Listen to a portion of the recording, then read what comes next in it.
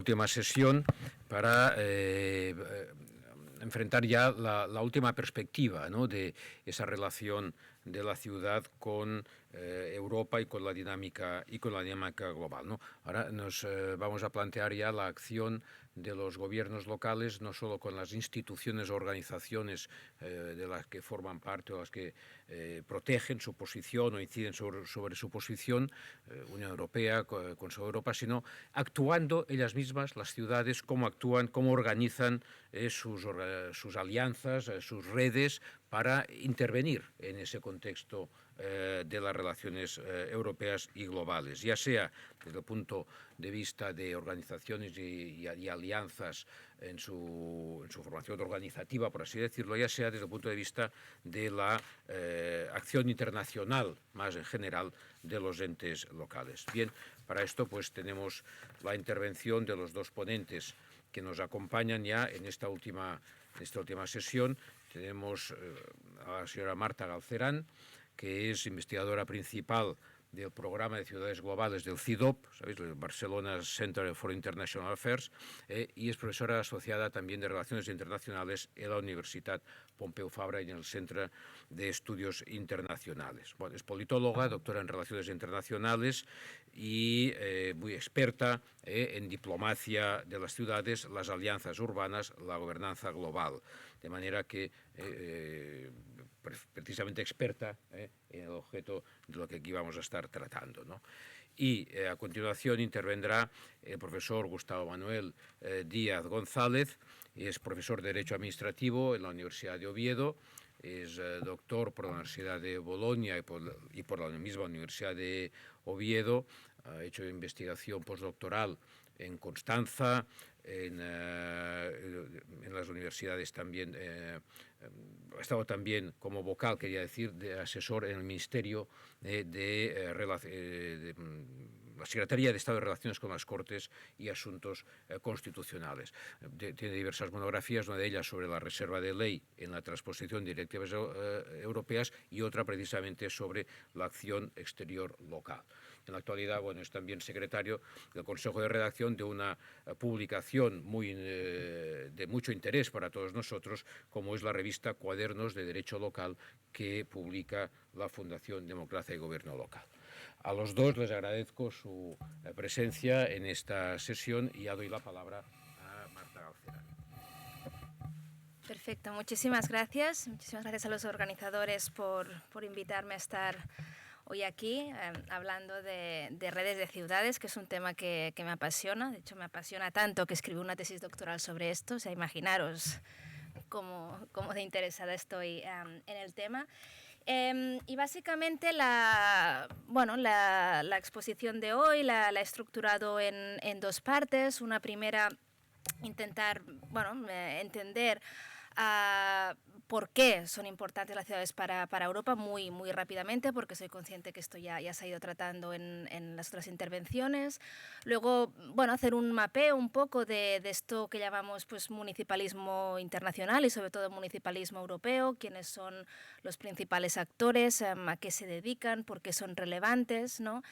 Y el profesor Font, ¿no?, me hacía la pregunta, es interesante, ¿no?, ver cómo las ciudades contribuyen a esta Europa, pero también hasta qué punto Europa escucha a estas ciudades, ¿no? Entonces, pues acabaré mi intervención con unas reflexiones finales, pues hasta qué punto es realmente eficaz esta acción internacional canalizada a través de las redes, porque también me gustaría subrayar la participación de los gobiernos locales en redes de ciudades es uno de los muchos canales que tienen pues para desarrollar su acción exterior, y estoy seguro que luego pues el profesor Gustavo Manuel Díaz posiblemente pues hablará más en profundidad de ello.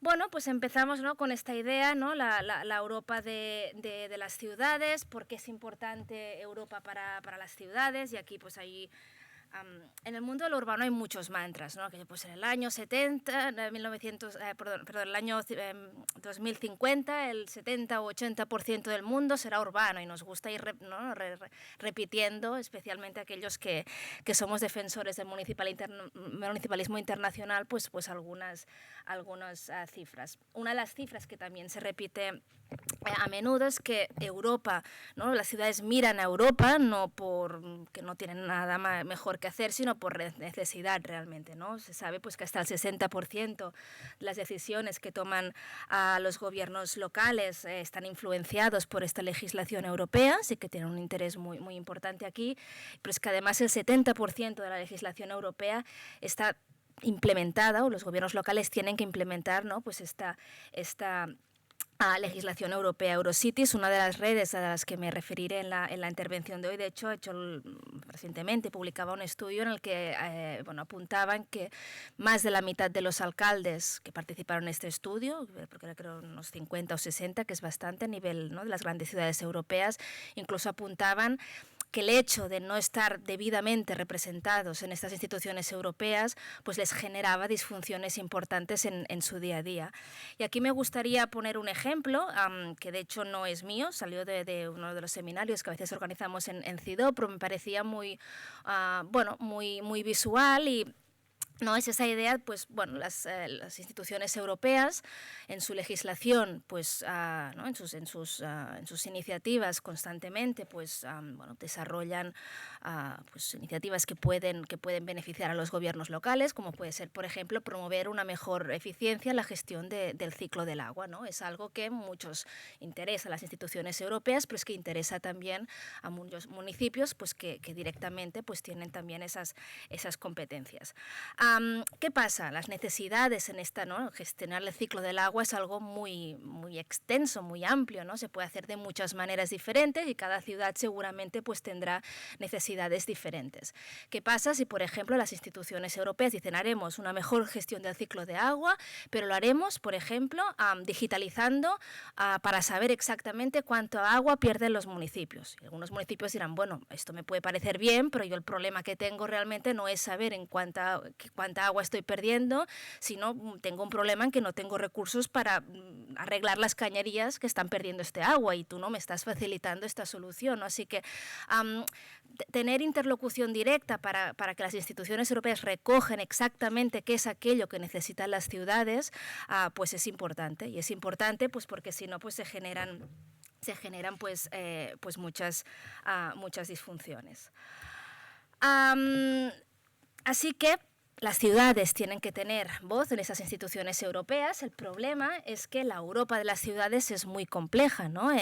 Podríamos empezar, ¿no?, por la pregunta ¿cuántas ciudades hay en Europa? ¿O qué es una ciudad? Que sé que ¿no?, en la primera intervención de hoy precisamente se ha tratado este tema. Hay algunos estudios que apuntan que hay ciudades que tengan, por ejemplo, más de 50.000 habitantes a menos 800. No es viable, ¿no?, que los diferentes pues, comisarios de la Unión Europea tengan que hablar con 800 ciudades, tengan que interlocutar ¿no?, pues con 800 ciudades. También tenemos, ¿no?, un elemento de complejidad territorial. No es lo mismo una ciudad grande que una pequeña, ¿no? Hay competencias diferentes entre diferentes países. Con ello, pues surge la necesidad de tener algún tipo de organizaciones que de alguna manera articulen, ¿no?, y de alguna manera representen toda esta riqueza ante las instituciones europeas, por una cuestión simplemente, ¿no?, de eficiencia. Si nos fijamos simplemente en este argumento, pues ya es interesante tener redes de ciudades. Y aquí es donde empiezo a hablar de municipalismo internacional.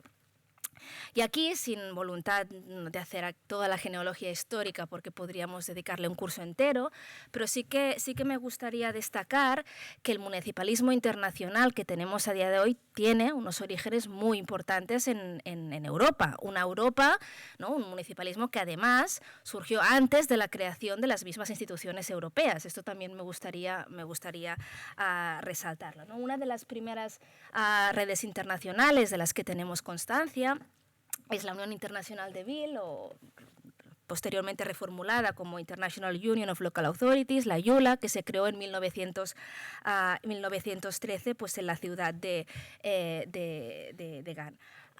Las redes de ciudades, básicamente, en esencia, son estructuras más o menos institucionalizadas, tienen niveles de institucionalidad diferentes las redes porque es un ecosistema muy complejo, pero son espacios más o menos institucionalizados donde se genera cooperación entre gobiernos locales o gobiernos regionales regionales. Bueno, pues esta idea, ¿no?, de mantener, ¿no?, de crear estas estructuras institucionalizadas surgía pues a principios del siglo XX ante la constatación pues que habían muchos elementos de modernidad, de innovación que estaban llegando a las ciudades, de que estos elementos afectaban a muchas ciudades por igual y que podría ser interesante compartir conocimiento para ver, ¿no?, pues cómo se daba de alguna manera respuesta a estas necesidades. Podía ser pues la creación de un alumbramiento público en ese momento, ¿no?, o la llegada de los coches a las ciudades. Hoy serían temas diferentes, pues la gestión de la inteligencia artificial, la gestión del cambio climático. Tenemos problemáticas diferentes, pero sigue, ¿no?, esta idea de que hay una naturaleza universal un poco de la gestión de lo urbano. Y aquí, bueno, había puesto un extracto del discurso inaugural que hacía en ese momento el alcalde de Gante ante, ¿no?, la inauguración de esta yula, y decía, bueno, pues aquí tenemos representantes de diferentes partes del mundo, ¿no? Pero lo interesante aquí es que dice, es que ustedes, ¿no?, aunque sean de ciudades pequeñas, grandes, medianas, todos cumplen funciones muy similares, ¿no? Pues se aseguran pues que sus ciudades sean seguras, sean, ¿no?, pues sean sitios donde sus hijos tengan una buena educación, gestionan, pues no sé, los residuos, ¿no? Hay en este sentido una naturaleza ¿no?, universal de las condiciones de vida municipal, y eso es lo que hace posible que existan este tipo de redes. Eso es lo que hacen las redes atractivas para muchos, atractivas y útiles, ¿no?, para muchos municipios. Y aquí la historia es larga, ¿no? Decía, pues podríamos hablar de un primer municipalismo a principios del siglo XX, luego ha ido proliferando, ¿no? Hoy día, por ejemplo, contamos con, hay algunos estudios que apuntan a más de 200 organizaciones, redes de ciudades transnacionales, ¿no? Muchas de ellas son europeas o tienen un capítulo regional. También una característica interesante del ecosistema de las redes es que ha habido como olas de proliferación donde ha habido muchas, ¿no?, creación de nuevas redes en momentos concretos, y luego nos hemos dado cuenta que igual que no es eficiente tener todas las ciudades interlocutando con la Unión Europea, pues tampoco es eficiente tener miles de redes interlocutando todas ellas con las instituciones europeas, y que algunos mecanismos de concertación y coordinación pues son deseables. Eso, por ejemplo, es lo que explica la creación de CGLU en 2004, etc. Bueno, si os fijáis en esta imagen, ¿no?, muchas de las primeras instituciones, estas redes internacionales de ciudades son europeas, son mayoritariamente europeas, y muchas de ellas son anteriores, ¿no?, por ejemplo, al Tratado de Roma, donde se crea la Comunidad Económica Europea, incluso anteriores a la creación del Comité de las Regiones, ¿no?, que se crea con el Tratado de Maastricht, ¿no?, y tiene pues su sesión inaugural en el año 1994. Así que ese argumento de que las redes de ciudades surgen porque los canales que a día de hoy ofrecen las instituciones europeas para canalizar los intereses de las ciudades son insuficientes, no se sustenta, porque son un tipo de organizaciones que precisamente son anteriores a estos canales. Lo que sí que puede explicarse es que muchos municipios prefieren canalizar sus intereses a través del municipalismo internacional, a través de estas redes, que no a través del Comité de las Regiones, por ejemplo, y eso pues sí que sería pues objeto de tener aquí una discusión de por qué es así. Pero vamos a ver un poco quién es importante, ¿no?, el ABC un poco a día de hoy en el ámbito ¿no?, del municipalismo a nivel europeo. Y aquí tampoco no tenemos tiempo de hablar de todas estas redes. Aquí he situado algunas de las que me han parecido más importantes y algunas de las fechas de creación. Aquí pueden ver que muchas de ellas fueron creadas a finales de los 80 o durante los 90, un momento, ¿no?, en que parecía que había pues, una Europa quizá más favorable, ¿no?, a de alguna manera dar espacios, ¿no?, de articulación ¿no?, de intereses con el municipalismo, cuando se crea también, como decía, pues el Comité de las Regiones. Por destacar solo algunas, aquí hay muchísimas, ¿no?, pero pues por ejemplo tenemos desde redes globales pero que tienen algún capítulo regional, como puede ser CGLU, su capítulo regional es el CIEMAR, del que ya se ha hablado en este seminario hoy. Tenemos Eurocities, que se crea pues, en el año 86. lo interesante de Eurocities es que reúne a grandes ciudades europeas, casi más de 200, y que la crearon ciudades que no eran capital. Crearon, pues, por ejemplo, Barcelona, Birmingham, Milán, Lyon, eran ciudades que querían ganar, ¿no?, más influencia en las instituciones europeas, veían que quizá a través de sus Estados miembros tampoco lo podían acabar de lograr, ¿no?, y era un mecanismo, pues, también de ganar más influencia. Tenemos redes que, bueno, no son tan generalistas, quizá de alguna manera, o son generalistas, pero responden, pues, a un tipo de municipios determinados, la conferencia de las regiones marítimas periféricas, también se ha hablado en esta mesa, las Atlantic Cities. Hay algunas que tienen más relevancia que otras, Eurotowns, o una que de hecho también fue impulsada en este caso desde la EMB, que tenemos aquí en Barcelona, bueno, pues la European Metropolitan Authorities, la EMA, para llevar específicamente la agenda metropolitana a las instituciones europeas. Tenemos luego redes más temáticas, ¿no?, muchas vinculadas a cuestiones medioambientales o de clima, Energy Cities, el capítulo europeo de ICLEI, tenemos Polis, el capítulo, ¿no?, la sección, bueno, regional de C40, en fin. Y luego, pues tenemos otras que quizás escapan más de lo medioambiental, se ha comentado ALDA, Strong Cities.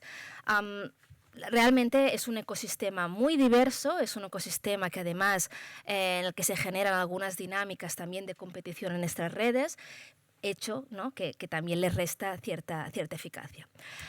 Pero más allá de hablar de actores, ¿no?, porque como decía, aquí le podríamos dedicar pues un curso entero, a mí lo que me interesa aquí es intentar explicar o especificar pues por qué son relevantes y poner algún ejemplo concreto de qué hacen estas redes en su día a día. La mayoría de redes cumplen tres funciones principales, y esto si van a las páginas web de las diferentes redes, donde se explica muy claramente qué hacen, verán que se cumplen en la mayoría de ellas. La primera es incidencia política, que básicamente tiene que ver con articular para luego representar, no puedes representar algo que previamente no has articulado, ¿no?, los intereses de sus miembros en otras esferas territoriales, ¿no? Hay pues también redes, de hecho, nacionales de ciudades, ¿no?, pero redes, pues, en este caso, ante las instituciones europeas, a generar, ¿no?, y a promover, o de alguna manera compartir conocimiento, y finalmente tienen un rol fundamental en la implementación de políticas europeas. Luego hablaré de ello, pero este rol de implementadoras precisamente es lo que las hace tan atractivas para las instituciones europeas, los funcionarios de las instituciones europeas, que no los Estados miembros, porque son un vehículo muy efectivo, pues un poco para cumplir con su mandato. Muy brevemente, algunos ejemplos de cada una de estas diferentes patas, ¿no?, porque soy consciente que no tenemos mucho tiempo. Esta idea de incidencia política sería, ¿no?, dicho de otra manera o quizá más brusca, es llevar las ciudades a Europa, ¿no?, cómo estos instrumentos, cómo estas organizaciones sirven pues para canalizar, ¿no?, esta participación de las ciudades en Europa. Aquí he puesto algunos ejemplos de noticias que podéis encontrar, de hecho, en la página web de Eurocities. Verán que he utilizado muchos ejemplos de Eurocities porque son muy buenos comunicando, la verdad, explicando lo que hacen, pues son una red muy a seguir. Y verán que hay temas muy diversos, desde, saben que se ha aprobado recientemente una legislación a nivel europeo para regular la inteligencia artificial. Bueno, pues muchas de estas redes lo que hacen es leerse las diferentes, ¿no?, a participar directamente en los diferentes procesos, ¿no?, de negociación de estas normativas, y cuando, ¿no?, el mismo procedimiento de las instituciones europeas lo permite, pues llegar a hacer pues enmiendas específicas con propuestas específicas que de alguna manera pues sirvan, ¿no?, para avanzar los intereses de sus miembros. Un ejemplo aquí podría ser pues que esta legislación europea recoja ciertos principios éticos que se está trabajando dentro del municipalismo internacional. Otro ejemplo, asegurar, ¿no?, que la política climática europea pues sea, por un lado, realmente ambiciosa, ¿no?, que no decaiga esta ambición climática de las instituciones europeas, y que al mismo tiempo se den recursos y se capacite debidamente a las ciudades para combatir y mitigar los efectos, ¿no?, del cambio climático. Pues es otro ejemplo concreto. Cuando hay diferentes directivas, uno de los ¿qué hacen aquí las redes exactamente? Bueno, por un lado dan seguimiento a esta legislación europea, identifican aquella que puede ser más relevante para las ciudades. A veces pasa al revés, no son los técnicos de las redes, sino son ciudades miembros que avisan a la red: oye, esto es relevante, vamos a ver, demos seguimiento a esto, hagamos propuestas. Funcionan los dos sentidos.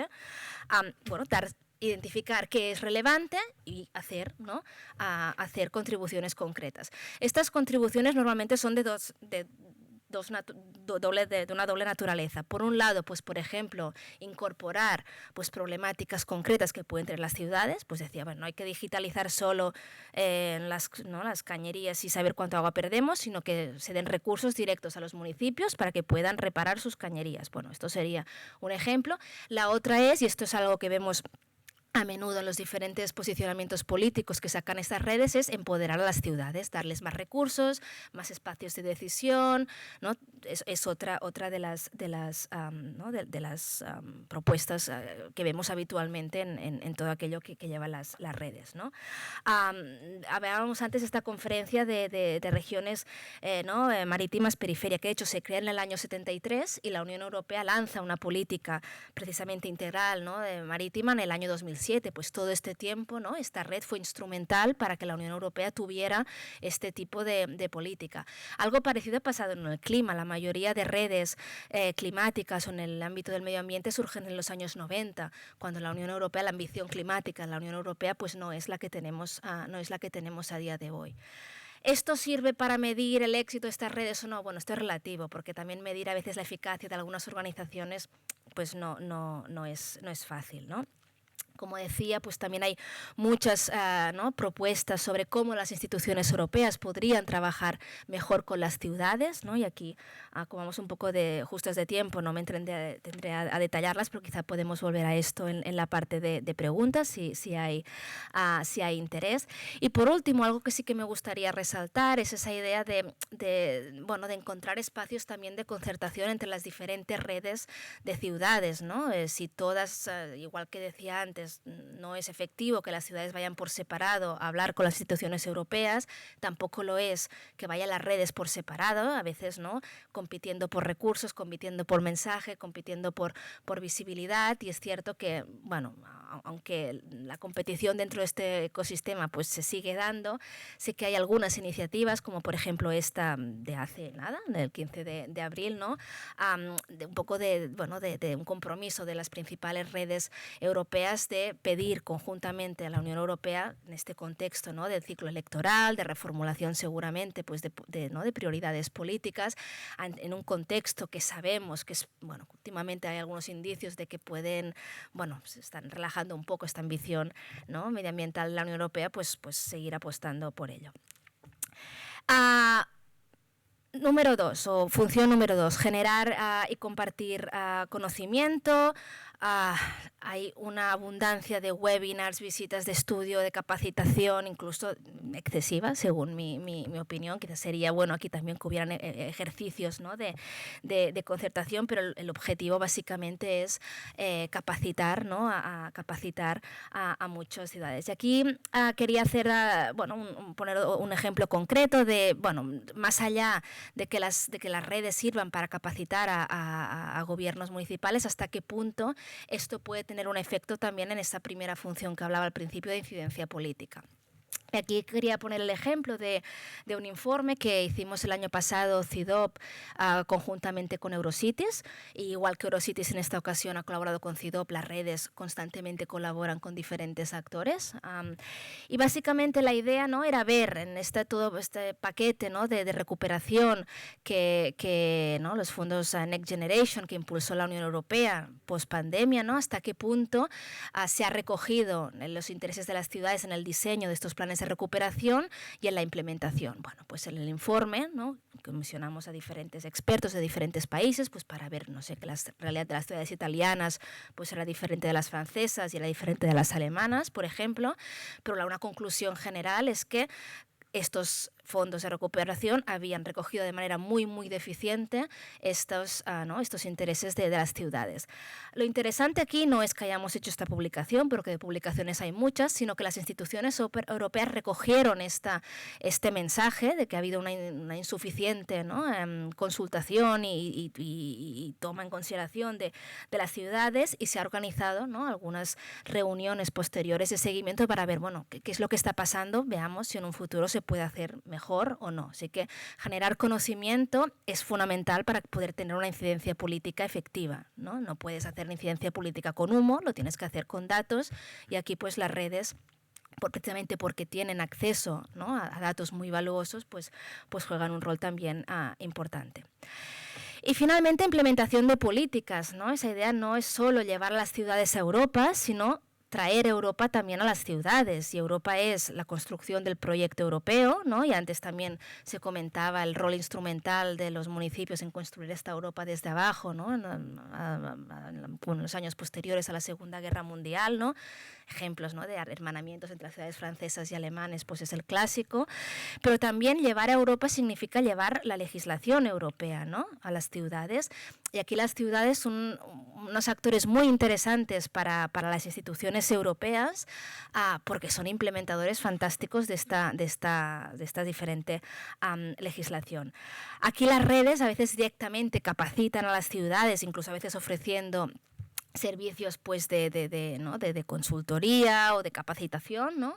Aquí pues bueno, hay voces más o menos críticas con el hecho que estas redes pues hagan consultoría, pero el hecho es que se da capacitación, se participa directamente en proyectos europeos, por ejemplo, es otra de las maneras de implementar, ¿no?, ciertas prioridades, ¿no?, propuestas europeas, bueno, y podríamos poner muchos más ejemplos. Acabaré con unas reflexiones finales porque ya estoy apurando el tiempo que tenía. Las redes de ciudades, ¿no?, como concepto, son interesantes, o son elementos o organizaciones que yo no creo que desaparezcan en un futuro, al contrario, creo que seguiremos viviendo seguramente una proliferación de redes, porque son interesantes para las ciudades, pero también son interesantes para las instituciones intergubernamentales, las europeas, o si trasladáramos esta conversación a lo global, pues también es interesante para la ONU. La ONU de los funcionarios de la ONU, no la ONU de los estados de la ONU, que esto también es importante tenerlo en cuenta. Cada vez que hablamos de instituciones intergubernamentales, cuando se habla de la ONU se habla a veces de la ONU 1 y la 2, la de los, ¿no?, de los funcionarios, ¿no?, o lo representa los que trabajan que tienen el objetivo, ¿no?, de dar cumplimiento al mandato de la ONU, y los estados, que a veces pues quizás son más celosos de ver, ¿no?, reconocida pues una mayor participación de los gobiernos locales. Esto mismo pasa en las instituciones europeas. Tienen un rol fundamental como implementadoras de política de legislación europea, las ciudades. Esto lo saben las instituciones europeas, y por ello precisamente también seguramente muchas de estas redes no existirían sin las instituciones europeas, porque no hemos hablado de ello, ¿no?, pero la mayoría de estas redes son de adscripción voluntaria. Muchas de ellas, pues para participar tienes que pagar alguna cuota, una cuota muy simbólica, y de hecho los niveles de impagamiento en estas redes también son muy altos, pero la mayoría de estas redes reciben un financiamiento muy, muy importante de la Comisión Europea también, ¿no? Un financiamiento que ha ido variando según, ¿no?, el contexto geopolítico. ¿Dónde nos vamos? Algunas preguntas que nos podríamos hacer, ¿no? Se comentaba en la tabla anterior, ¿estamos en un momento de ciclo de optimismo municipalista en Europa? No, para nada. Esto se puede trasladar también, ¿no?, en una disminución del apoyo a las iniciativas municipalistas, entre ellas, por ejemplo, a las redes. Se comentaba, por ejemplo, ¿no?, esta refocalización un poco de los intereses de la Comisión Europea previsiblemente en el próximo ciclo, pues más en cuestiones de seguridad, de defensa, ¿no?, un poco en el contexto geopolítico que nos encontramos, hasta qué punto va a restar fondos a estas instituciones municipalistas. Es muy probable, ya se habla en los pasillos de Bruselas, por ejemplo, sobre esto. Otra pregunta relevante, pues si fallan, si se van retirando las instituciones europeas de estas redes, ¿quién va a llenar el hueco? ¿Van a ser actores privados? Estos actores privados que ya existe también, ¿no? Muchos actores privados ven con bueno, como muy atractivas, ¿no? La capacidad, la potencialidad, pues por ejemplo, de muchas redes, ¿no? Para directamente es una red de ciudad también. Si eres una empresa, por ejemplo, que vende buses eléctricos, pues es una red de posibles compradores de tus buses eléctricos. Esto es muy interesante, ¿no? Para algunas empresas. Bueno, pues hasta qué punto el hecho de que tengamos previsiblemente pues más peso de estos financiadores privados en las redes va a cambiar este municipalismo, ¿no? Europeo. Seguirán representando los intereses de las ciudades ante las instituciones europeas. Bueno, dejo aquí unas cuantas preguntas. En todo caso, espero que les haya resultado interesante esta intervención y muy abierta a las preguntas cuando acabemos. Muchas gracias. Muchas gracias. Gracias, Marta Galcerán. Una visión, yo creo, muy concreta de las posibilidades de actuación y de las características, ¿no? de ese movimiento, podríamos llamar un ecosistema, ¿no? O de ese movimiento de redes de las ciudades. Damos paso a la última sesión ya, o la última intervención. Doy la palabra a Gustavo Manuel Díaz. Gracias. Sí. Muchas gracias. Bueno, soy perfectamente consciente de que el tiempo de que dispongo es limitado, pero no me gustaría comenzar sin agradecer en primer lugar al profesor Tomás Font la invitación a participar en esta jornada y también a las entidades organizadoras, como no puede ser de otro modo, a la Fundación Democracia y Gobierno Local, al Centro de la UIMP en Barcelona y a la Diputación de Barcelona. Tengo que decir, y era algo que llevo pensando toda la mañana, que cuando uno interviene en último lugar es muy tentador desconectar y en un momento dado repasarse el propio discurso, y es algo que no he hecho a lo largo de toda la mañana, precisamente porque las intervenciones de quienes me han precedido han sido sumamente interesantes y he aprendido muchísimo también de la última, en la que ya iba sintiendo como me llegaba el turno y me iba quizá poniendo un poco nervioso, ¿no? Pero en todo caso es un auténtico placer estar hoy aquí. Yo quiero enfocar la intervención desde una perspectiva jurídica, es mi formación como profesor de Derecho Administrativo, y en este sentido, lógicamente, hay que partir, y va a ser la primera parte de la intervención, hay que partir del fenómeno y de la comprensión del fenómeno tal y como se está produciendo a diferentes niveles. Estamos en una mesa dedicada a la cuestión desde la perspectiva internacional en el sentido de global o universal, ¿no? Pero lógicamente es inevitable, o mejor dicho, es una separación que desde un punto de vista temático, o regional o geográfico es lógica y desde la perspectiva de estructurar la jornada, pero como ha puesto de manifiesto precisamente la intervención de mi compañera de mesa,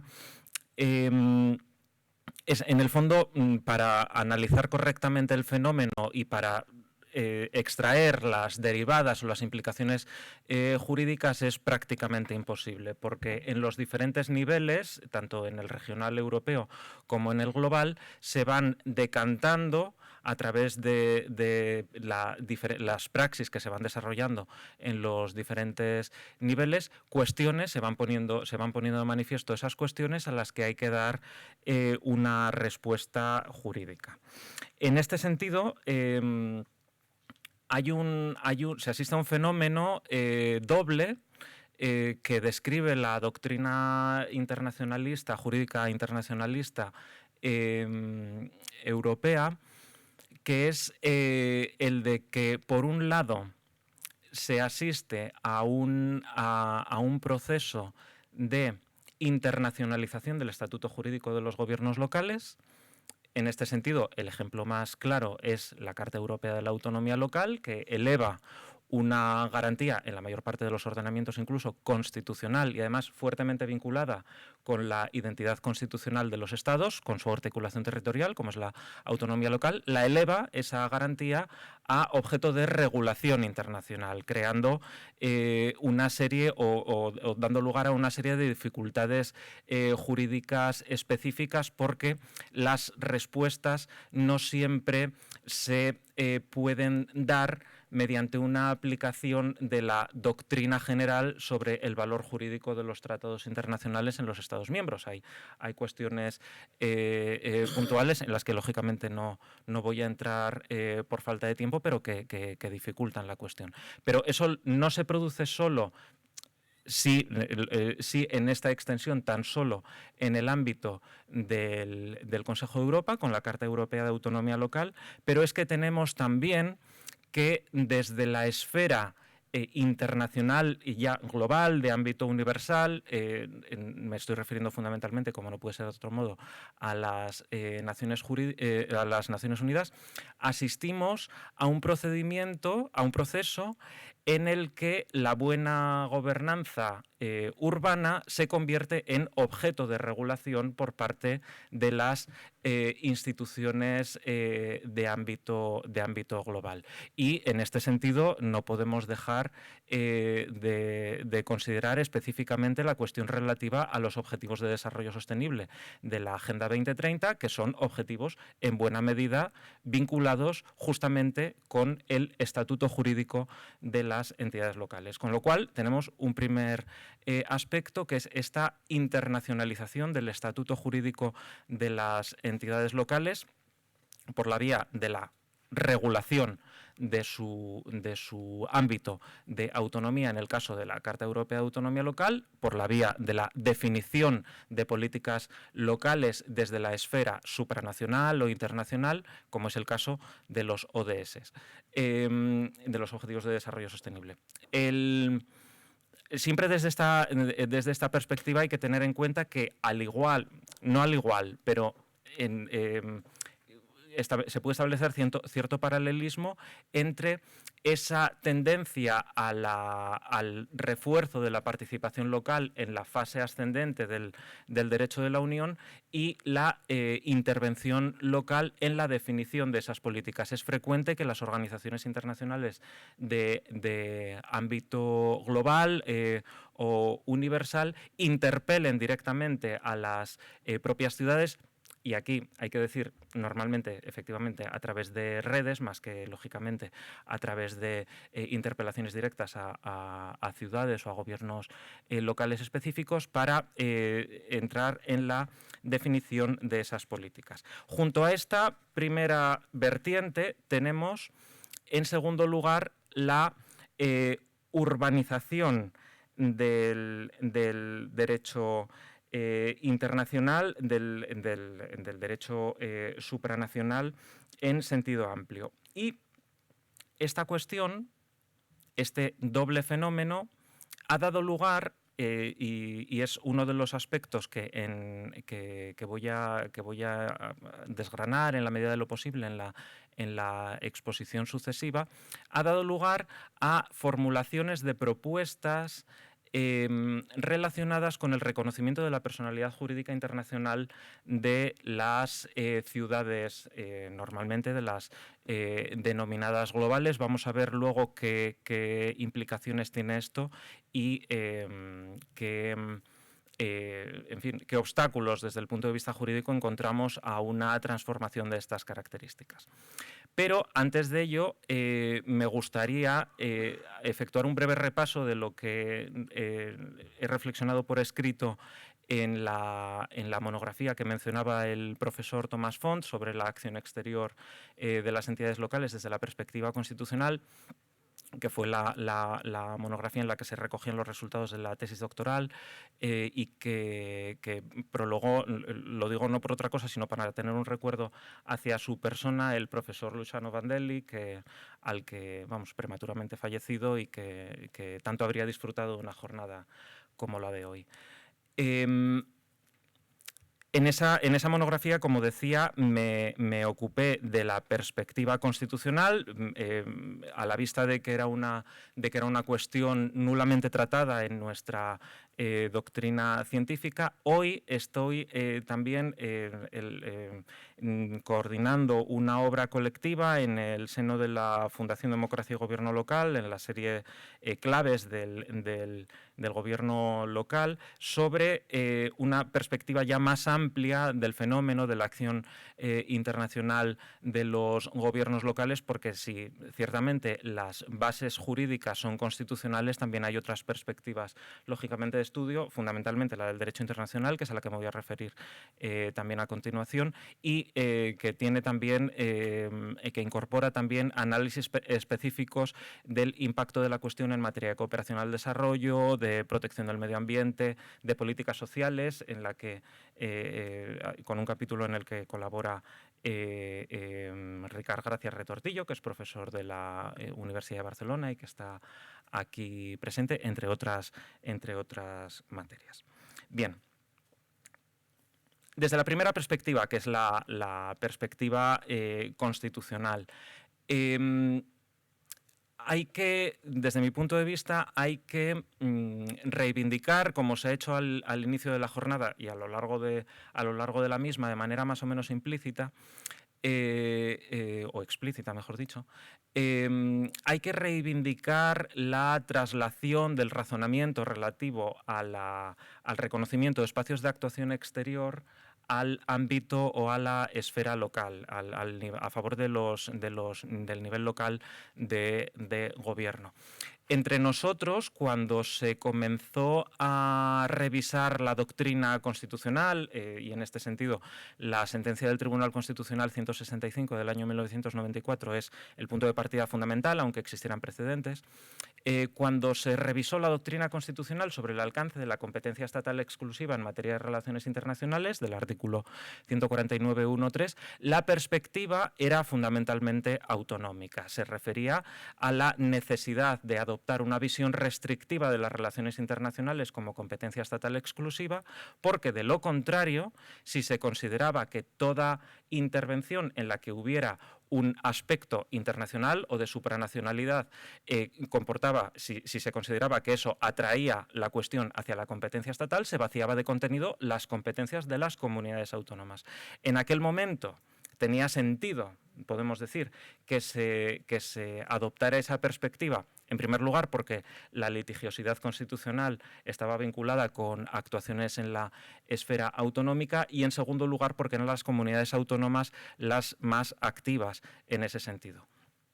Lo que sorprende más recientemente es que cuando se traslada efectivamente esa doctrina a la legislación estatal, me estoy refiriendo a la ley de acción y del servicio exterior del Estado y la ley de tratados y otros acuerdos internacionales que recogen esas posibilidades de desarrollo de una acción exterior por parte de todos los niveles territoriales de poder, mediante la adopción de acuerdos internacionales normativos y acuerdos internacionales administrativos en la ley de tratados. Lo sorprendente es que ya mucho tiempo después, cuando esa realidad es conocida, existan, por ejemplo, reacciones doctrinales contrarias a esa equiparación desde el punto de vista de los instrumentos a los que pueden acudir.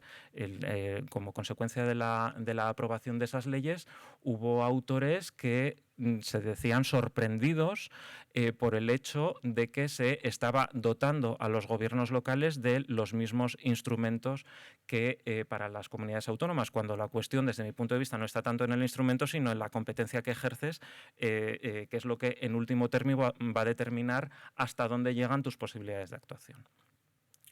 Y de hecho la cuestión se llevó ante el Tribunal Constitucional porque el Gobierno de Canarias recurrió la ley de la acción exterior y del servicio exterior del Estado, alegando, entre otros aspectos, a los efectos que aquí interesan, aunque no se refería a esos preceptos sobre el reconocimiento general de la acción exterior local, pero decía que al establecer obligaciones de comunicación al Ministerio de Asuntos Exteriores, tanto a las comunidades autónomas como a las entidades locales, se las estaba equiparando, desconociendo la autonomía constitucional y sobre todo estatutariamente garantizada a las comunidades autónomas. En este sentido, la posibilidad de acción exterior de las entidades locales es hoy netamente considerable como una manifestación específica de su autonomía local, de su autonomía constitucionalmente garantizada. Y en este sentido hay que tener en cuenta que, por una parte, el principio de territorialidad tiene que leerse en otra clave diferente de la tradicional, lo que se vincula con la consideración de los entes territoriales no como aquellos que circunscriben su actuación a un territorio, sino como aquellos que circunscriben su actuación a la satisfacción de los intereses de las personas que están en su territorio, que pueden ser de alcance, que pueden trascenderlo territorialmente, y esta es una cuestión que ya en un análisis comparado se ve que el Consejo de Estado francés, por ejemplo, admitió desde la década de los 50 del pasado siglo la posibilidad de que el interés local fuera supraterritorial. Pero desde la perspectiva de los límites, muy brevemente, hay que tener en cuenta que la competencia estatal exclusiva en materia de relaciones internacionales está ahí y que lo que no pueden hacer los gobiernos locales es actuar dentro del sistema jurídico internacional como sujetos de derecho internacional, lo que enlaza con la cuestión a la que me voy a referir muy seguidamente. Aquí hay un matiz que hacer, no es solo que no puedan incardinarse en el ámbito de las relaciones internacionales en sentido estricto, en el ámbito del derecho internacional, sino que tampoco pueden desconocer los instrumentos que el Estado para la coordinación de la acción exterior pueda adoptar al amparo hoy de la Ley de Acción Exterior del año 2014, porque esa competencia de coordinación como derivación del 149.1 fue reconocida por el Tribunal Constitucional en la sentencia a la que me refería. Y aquí hay un matiz muy interesante desde el punto de vista del derecho comparado, porque esta cuestión, que entroncaría con un deber de lealtad institucional de los gobiernos locales hacia el Estado, no se da, en cambio, en países de estructura federal, singularmente en Alemania. En el caso alemán, lo que se ha dicho en relación con la acción exterior de los gobiernos locales por parte del Tribunal Constitucional Federal, es cierto que una sentencia de los años 50 y que parece trascenderse por cierta jurisprudencia contenciosa administrativa, pero en todo caso todavía no ha sido expresamente revisada esta doctrina. Lo que dice el Tribunal Constitucional Federal es como, bueno, no lo explica así, pero lo explico así yo para que se comprenda de dónde viene la diferencia. En Alemania el régimen local no es una competencia de carácter bifronte, no es bifronte como ocurre en España, en el que al Estado corresponde la regulación de las bases y a las comunidades autónomas el desarrollo de esas bases. En Alemania la competencia en materia local corresponde íntegramente a los Estados federados. Y al ser la materia local una cuestión de competencia de los Estados federados, dice el Tribunal Constitucional Federal, los municipios no tienen un deber de lealtad hacia la federación. Cuando se desconozca la política exterior de la federación como consecuencia de una acción exterior local, la infracción del deber de lealtad se producirá por parte de los Estados federados que habrán fallado en el ejercicio de sus competencias de control frente a la federación. Bueno, es un aspecto de derecho comparado que me parece muy interesante, lógicamente no trasladable al contexto español por existir un régimen bifronte en materia local. Y llegamos así a la segunda cuestión principal de la ponencia, que decía que era la relativa al posible reconocimiento de esa personalidad jurídica internacional de las ciudades globales. Lo que viene a decir esta doctrina internacionalista, que gana peso en ciertos ámbitos, es: en la medida en que asistimos a ese doble fenómeno de internacionalización del estatuto de los gobiernos locales por una parte y urbanización del derecho internacional por otra, en la medida en que el derecho internacional define cada vez más políticas que después van a tener que implementar en primer término, como se ha señalado repetidamente, los gobiernos locales, en la medida en que las organizaciones internacionales interpelan normalmente a través de redes a los gobiernos locales, y en la medida, por último, en que la extensión de la subjetividad internacional para ámbitos específicos ya ha sido conocida en otros contextos, llegará el día en el que se reconozca una personalidad jurídica internacional de los gobiernos locales, particularmente de las ciudades globales. Bien, desde mi punto de vista, bueno, yo discrepo con esta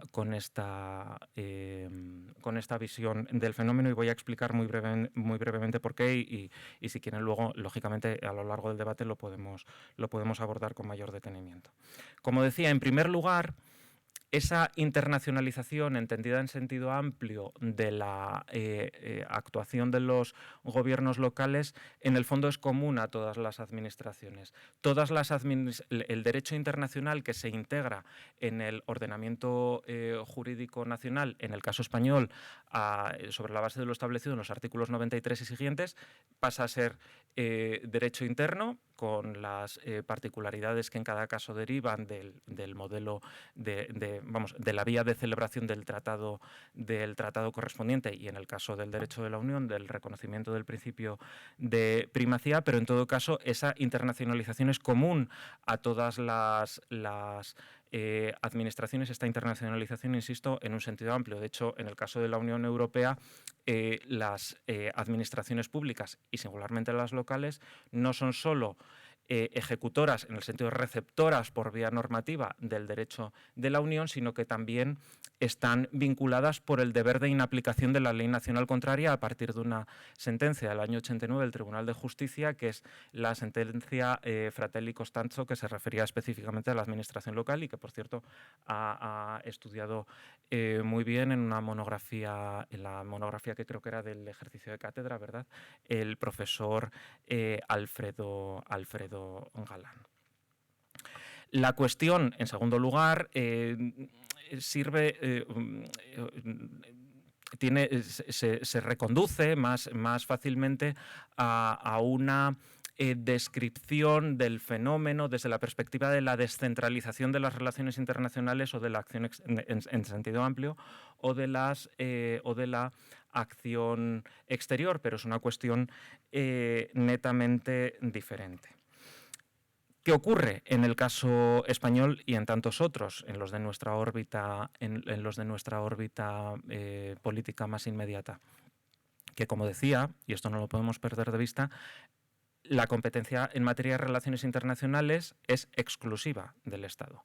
Aunque se restrinja su alcance, como se viene haciendo desde la década de 1990, no se puede desvincular esa competencia exclusiva de la actuación en el sistema jurídico internacional. En consecuencia, si se pretendiera el reconocimiento de la personalidad jurídica internacional a favor de niveles territoriales de poder infraestatales, comunidades autónomas o gobiernos locales, lo que habría de procederse es previamente a una reforma de la Constitución.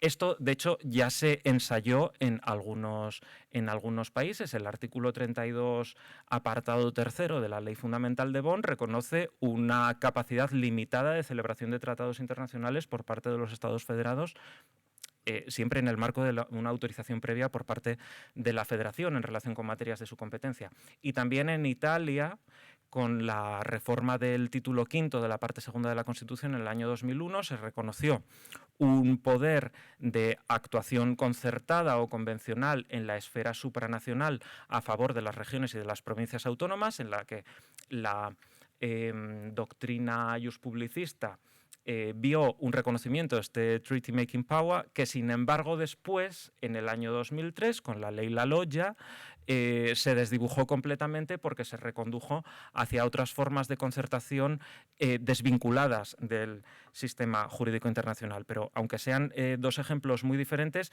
clarifican el hecho de que la cuestión pasa necesariamente por una revisión del marco constitucional.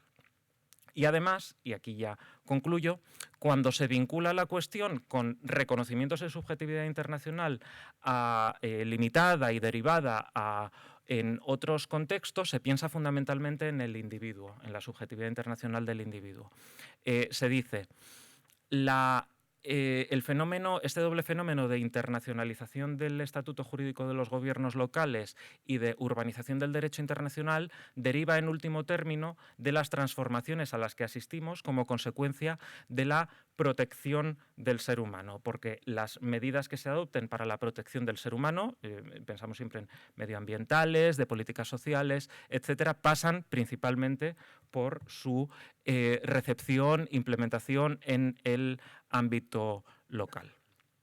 Y de ahí se propone, se da el salto de proponer esta construcción sobre la personalidad jurídica internacional de los gobiernos locales. ¿Qué ocurre aquí? Que ese reconocimiento de personalidad jurídica internacional al individuo, que ha sido muy debatido porque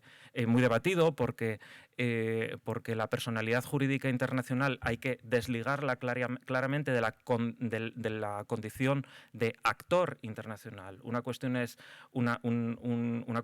ser actor internacional en el marco de las relaciones internacionales, que no tiene un estatuto jurídico delimitado, mientras que la condición de sujeto internacional sí lo tiene, y es una condición que implica no solamente, que esto sí podría considerarse cumplido, el reconocimiento de derechos y obligaciones a favor de un determinado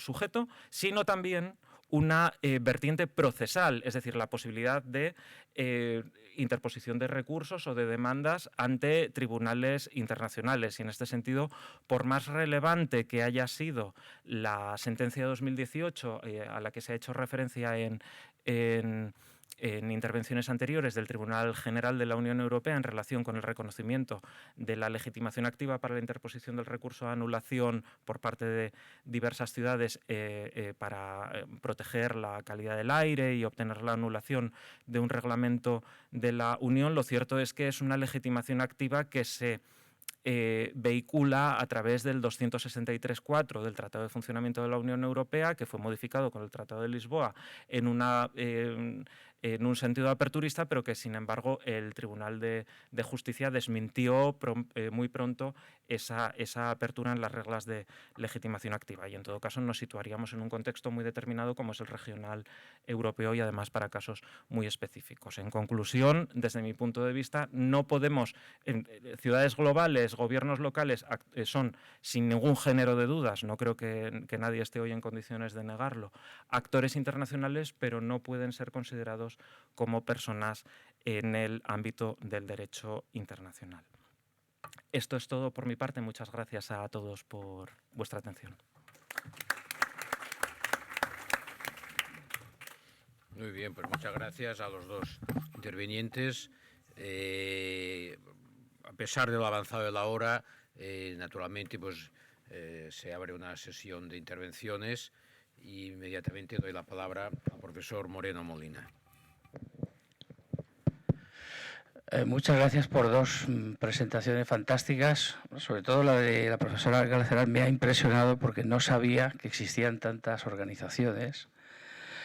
Me parece un fenómeno frondoso, no sé si preocupante, en el sentido, usted como conocedora, ¿cree que hay demasiadas asociaciones internacionales?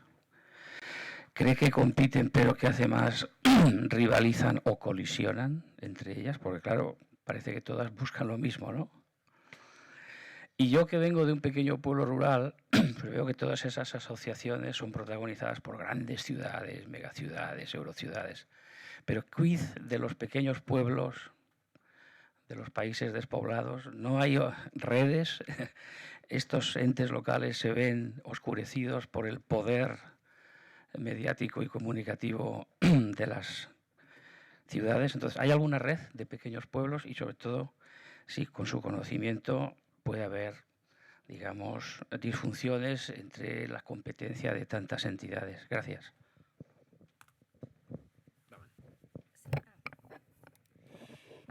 Si hay demasiadas, para mí sí. Claramente sí.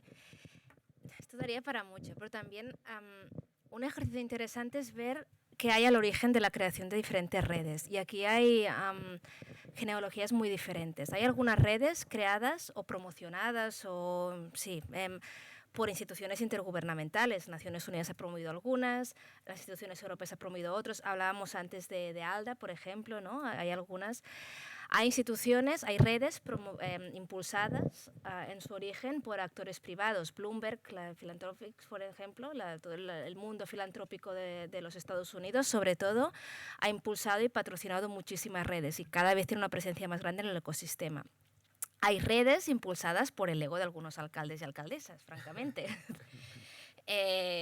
Porque es verdad, y esto también lo sabemos, ser el presidente, estas redes normalmente tienen un doble nivel. Hay un nivel de dirección ejecutiva, ¿no? Y hay un nivel de presidencia, ¿no? de alcaldes que presiden.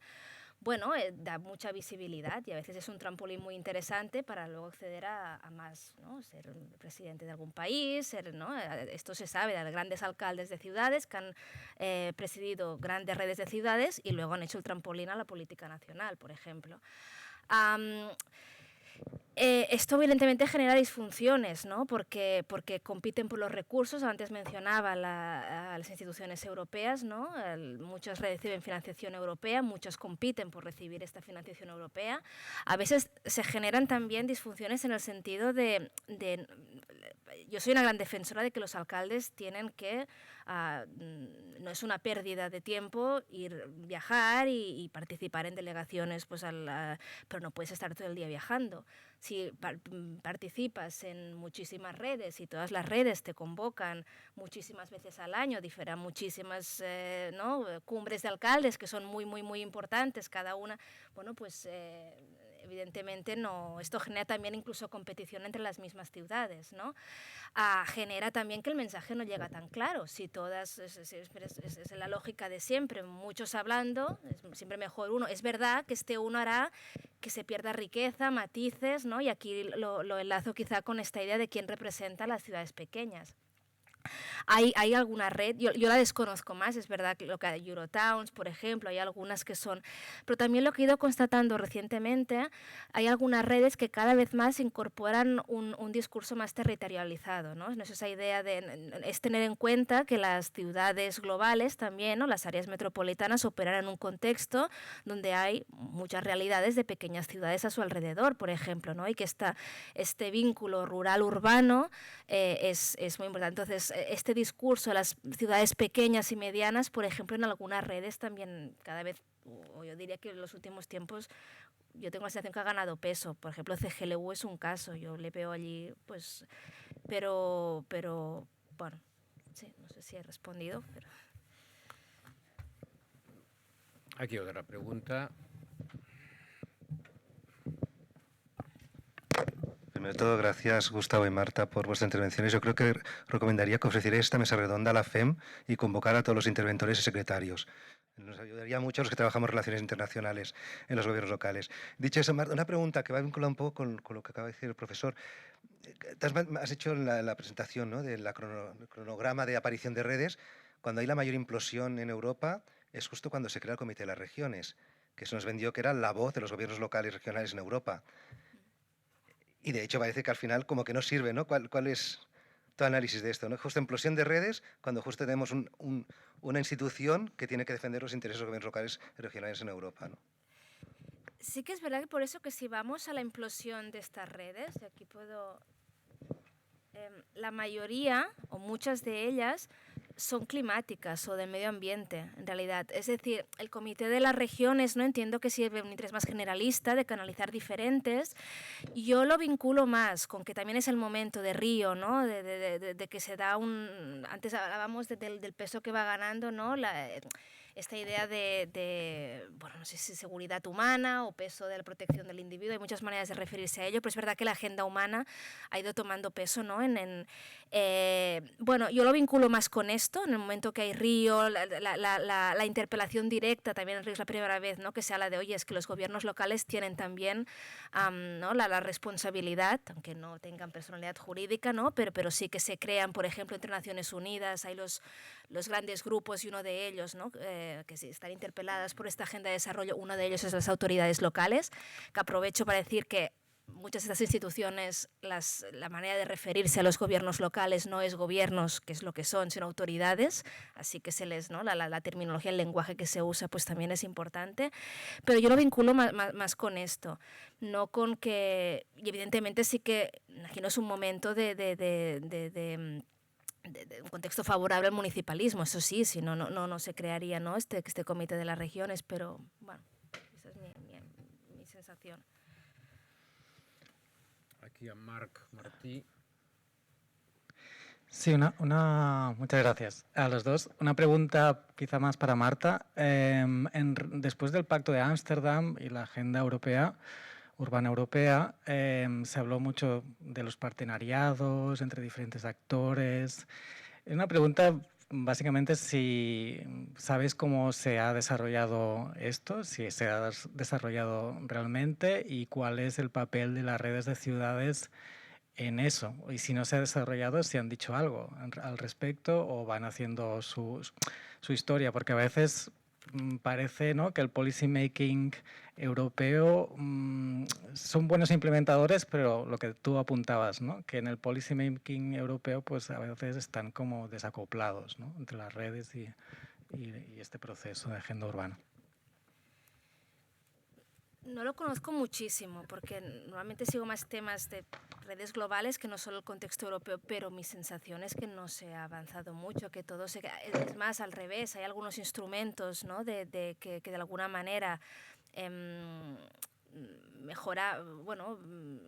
mejoraban esta relación de las instituciones europeas con los municipios o que les daban apoyo que se han ido desdibujando, o sea, han ido perdiendo incluso peso presupuestario los diferentes programas urbanos dentro de la Comisión Europea. Si realmente te crees esta idea del partenariado, les dedicas recursos, les dedicas más espacios y no tengo la sensación que haya sido así. Pero no te sabría concretar más que esto, la verdad. También tengo la sensación, cuando escucho, cuando hablan las redes, no sé hasta qué punto hablan mucho de la agenda urbana europea. Tengo la sensación que se hablan más de otros temas, pero bueno, o no se hablan estos términos, se hablan de lo mismo, pero la manera de referirse a ello no tengo la sensación que sea un marco que usen mucho. Vale. Bueno, gracias a los dos. Yo también tengo una pregunta para Marta. Quería saber, creo que antes había más una diplomacia ciudad-ciudad, hace tiempo atrás, ¿no? Y ahora tal vez con la explosión de estas redes de ciudades, este tipo de diplomacia se ha venido un poco más abajo, ¿no? Entonces quería saber un poco tu opinión al respecto, si realmente es como una evolución de este tipo de diplomacia, las redes de ciudades, o si van en paralelo. Para mí coexisten. La diplomacia ciudad-ciudad sigue existiendo mucho y existe dentro de las redes y fuera de las redes. Muchas de estas redes, de hecho, potencian diplomacia de ciudad, tienen programas específicos a veces, algunos financiados por la Unión Europea, por ejemplo, y participan como partners de peer learning o de visitas. O sea, se busca también a veces esta diplomacia ciudad-ciudad dentro de algunas de estas redes. Pero fuera de estas redes también existe muchísima diplomacia bilateral. No sé, por ejemplo, ahora con la guerra en Ucrania, Barcelona ha desarrollado muchas iniciativas, por ejemplo, de apoyo a Kyiv o a la ciudad de Kharkiv. No siempre, Eurocities, por ejemplo, ha tenido un rol aquí, pues con algunas iniciativas interesantes, como pues enviar, y esto lo han hecho junto con el Parlamento Europeo, muchos generadores de electricidad a ciudades ucranianas. Pero más allá de esto, por ejemplo, Barcelona ha mantenido iniciativas bilaterales fuera de estas redes con algunas ciudades ucranianas, y esto es diplomacia bilateral. O hay también muchísimos, para mí están proliferando, creo que hay bastantes Memorandums of Understanding. Lo que es interesante es que tengo la sensación que se da de manera más estratégica. Antes era más por motivos culturales, yo diría, y quedaba un poco... Acababas al final con un catálogo de hermanos, de ciudades hermanas, ¿no?, con las que tenías algún tipo de hermanamiento y no hacías nada con esto. Ahora tengo la sensación que se es más selectivo y dice, bueno, si vamos a firmar algo, algún acuerdo, vamos a colaborar, determinemos bien cuáles son los intereses, cómo le damos seguimiento. En ese sentido, por ejemplo, yo sí que sé que la ciudad de Barcelona ha priorizado más o es más selectiva con la firma de nuevos acuerdos estos de relación bilateral. Pero coexisten, para mí coexisten. Arnau. Sí, buena tarde ya. Yo, que soy muy fan de Marta Galcerán, le quiero hacer una pregunta a Gustavo Manuel Díaz, porque creo que... porque lo de las redes me lo conozco también muy bien y están muy vinculadas las presentaciones y Gustavo, yo quería preguntarte cuando acabas y hablas de personalidad, de actorness, de ser un actor, ¿no? Los gobiernos locales como actores internacionales o actores a nivel europeo, pero de ausencia de personalidad jurídica. Aunque antes hemos hablado de la Carta Europea de Autonomía Local, que es pero esa tensión entre no tener personalidad jurídica pero ser un actor internacional, ¿dónde acaba? ¿Dónde choca dónde toca el neumático al suelo? Es decir, ¿cómo va a acabar eso? Porque si eres un actor internacional, a lo mejor participas, llevas a cabo iniciativas, lo que decías ahora, ¿no? En Gaza o Kiev o no sé qué. Bueno, ya, porque eres un actor internacional y haces cosas internacionales, pero no tienes personalidad jurídica. ¿Quién te puede agarrar? ¿Cómo te aterrizan? ¿Cómo te premian? ¿Cómo te castigan? Es decir, ¿cómo acaba la relación entre ser actor internacional y no tener personalidad jurídica? Bueno, pues muchas gracias por la pregunta, que me parece muy, muy interesante. Bueno, solo un pequeño matiz. Hablamos lógicamente de personalidad jurídica internacional, porque personalidad jurídica de derecho interno, lógicamente los gobiernos locales la tienen, ¿no? Pues la cuestión está en determinar cuáles son los atributos de la subjetividad internacional, de la personalidad jurídica internacional, que permiten, digamos, incardinar la actuación correspondiente en el propio derecho internacional como sistema, porque otra cuestión diferente es, como decía antes, la internacionalización del marco jurídico aplicable a una entidad o a cualquiera de todos nosotros, que hoy ya, lógicamente, no se nos aplican solamente normas de derecho interno, sino también normas de derecho internacional, ¿no? Pero porque las hemos incorporado a nuestro ordenamiento. Entonces, de lo que se trata es, porque creo que la pregunta tiene dos partes, ¿no? Una primera es qué supone y otra cómo se corrigen eventuales abusos o extralimitaciones más que abusos, que no quiero darle un sentido peyorativo a la cuestión. La cuestión es, relaciones internacionales en sentido estricto a efectos competenciales implica actuar en el derecho internacional y anclar la correspondiente actuación en el derecho internacional como sistema. El Tribunal Constitucional, cuando estableció esa separación de ámbitos, uno de competencia estatal exclusiva, otro en el que existía cabida para intervenciones de otros niveles territoriales de poder, dijo, a título ejemplificativo, relaciones internacionales en sentido estricto son ius contraendi, celebración de tratados internacionales, ius legationis, representación ante otros sujetos de derecho internacional. Pero, y aquí está la segunda parte de la pregunta, que, ojo, no era un elenco cerrado, y nunca lo ha cerrado el Tribunal Constitucional. Y aquí está la segunda pregunta, que fue una cuestión en su día muy, muy controvertida. Se reconoció por la vía del 149.1.3 una competencia de coordinación estatal de la acción exterior en aquel momento de las comunidades autónomas, que hoy lógicamente se extiende también a los gobiernos locales. Fue controvertida porque las competencias de coordinación implican, de acuerdo con la doctrina constitucional, lo que llaman un cierto poder de dirección del coordinante sobre el coordinado, y por lo tanto esas competencias de coordinación tienen que estar expresamente atribuidas y el 149.1.3 no la atribuye, ¿no? ¿Cuáles son las vías de corrección de esas extralimitaciones? Las que en buena medida se articulan en las leyes de 2014.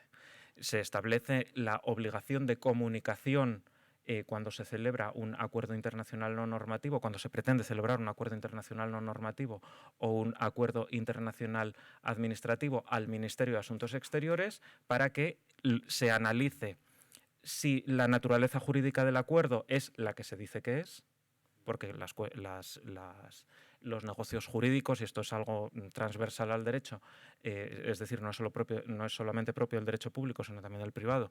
Los negocios jurídicos no son lo que las partes dicen que son, sino lo que de su contenido se desprende.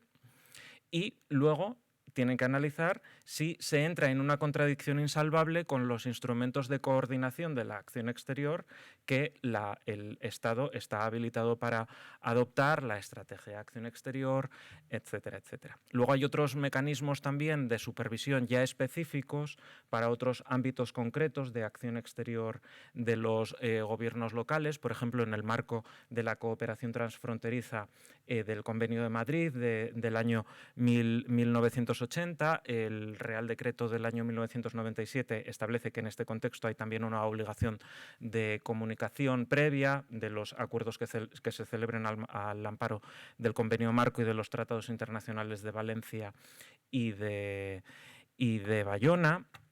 De manera que si transcurre un plazo de un mes sin que se formulen objeciones por parte de la Administración General del Estado, se entiende que el convenio se puede celebrar. Y luego también en el ámbito de la Agrupación Europea de Cooperación Territorial, tanto en el Reglamento 1082 del año 2006 como en el Decreto del año 2015, que se aprueba para incorporar las modificaciones del año 2013 del Reglamento Europeo, se establece que hay un control a priori de la actuación, a priori, quiero decir, preventivo con respecto a la constitución de una agrupación europea de cooperación territorial con participación autonómica o local de entidades españolas. La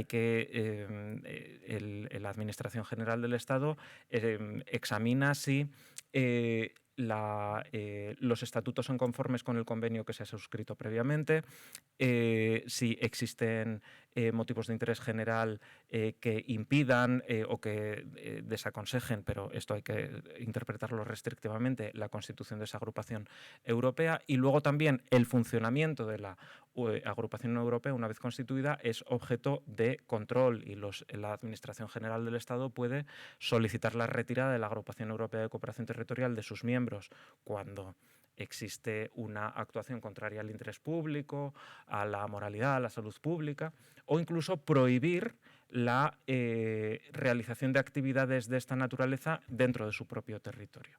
También se activan ya en último lugar, cuando se activan, mejor dicho, en último lugar las causas de disolución, se establece que una autoridad preferentemente jurisdiccional y si no administrativa, tiene que declarar esa disolución cuando finaliza el objeto de la agrupación, etcétera. Entonces hay muchas vías de reacción que están diseminadas en diferentes normas, porque cada una regula ámbitos de acción exterior local diferentes, pero por supuesto que existen y que se concretan. Esa doctrina constitucional se concreta. ¿Hay alguna cuestión más? ¿Alguna pregunta más? Pues entonces damos por cerrado este debate, esta sesión, y ya casi queda pues concluir directamente la jornada. Es difícil y casi diría impertinente sacar conclusiones de mucho contenido sustantivo porque las intervenciones han sido todas claras, contundentes y por tanto suficientemente expresivas de sus posiciones, ¿no? Yo tal vez diría que nos enfrentamos a un contexto todavía de gran heterogeneidad en la propia definición de lo que sea el objeto de nuestra reflexión, la ciudad, la definición, la delimitación conceptual y, por tanto, quiénes son los interlocutores en todas esas relaciones o proyecciones europeas y globales. Heterogeneidad también en los instrumentos. Vemos de la diferente aplicación y eficacia jurídica de un mismo instrumento, de la misma Carta Europea, pues tiene esa heterogénea aplicación distinta. Hemos visto heterogeneidad entre los sujetos que expresan intereses propios y los que expresan intereses ya no solo propios, sino de un territorio, porque la ciudad es más allá de la ciudad y es un interland y es una área urbana funcional, ¿no? Por tanto, ese sería un dato a tener en cuenta, ¿no? Otro dato a tener en cuenta que me ha llamado la atención, que ha aparecido en diversas intervenciones, es esta que todavía todavía aparece de forma recurrente la equiparación o una cierta asimilación de los entes locales, desde las ópticas que hemos visto hoy, una equiparación a los sujetos privados. Son todavía a muchos efectos de relación con Europa, de relación con la aplicación de la normativa, de la percepción de fondos europeos, por ejemplo, son como un destinatario de ayudas públicas, como si fuera un sujeto privado, ¿no? La legitimación que se ha discutido, qué intereses representa, como si fuera un sujeto privado, ¿no?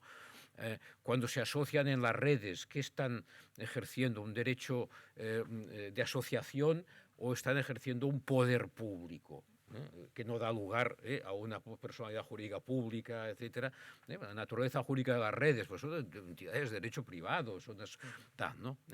Todavía pesa mucho, creo yo, o tenemos por desarrollar por delante, la configuración verdaderamente jurídica de los gobiernos locales como poderes públicos, como verdaderos poderes públicos, ¿no? Creo que estamos todavía a un paso de esto, ¿no?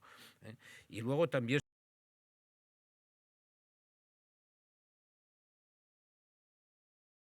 político, geopolítico, y yo añadiría, y el contexto económico, ¿no? El contexto económico también, la austeridad, las políticas neoliberales, la desregulación, etcétera, que pone de manifiesto, creo yo, que son malos tiempos para la lírica, ¿no? De la autonomía local. Espero que no lo sean para la democracia local al menos, pero para la autonomía local, malos tiempos para la lírica, ¿no? Era que hemos estado diciendo, bueno, hay esa carrera de la ciudad contra el Estado, nos encontramos que de repente, a ciertos efectos, por políticas liberales, desreguladoras, etcétera, hay menos Estado. Hay menos Estado, el Estado se retira, el Estado se está retirando en muchos ámbitos delante de los mercados, ¿no? O el Estado se convierte más débil ante la globalización, ¿no? Más débil. A eso estamos yendo, a encontrar, a atrapar al Estado, y el Estado se nos va de las manos porque se retira o se globaliza, ¿no? Pero lo que sí es claro es que lo que queda del Estado, es claro, parece que es la tendencia, aquello que queda se recentraliza.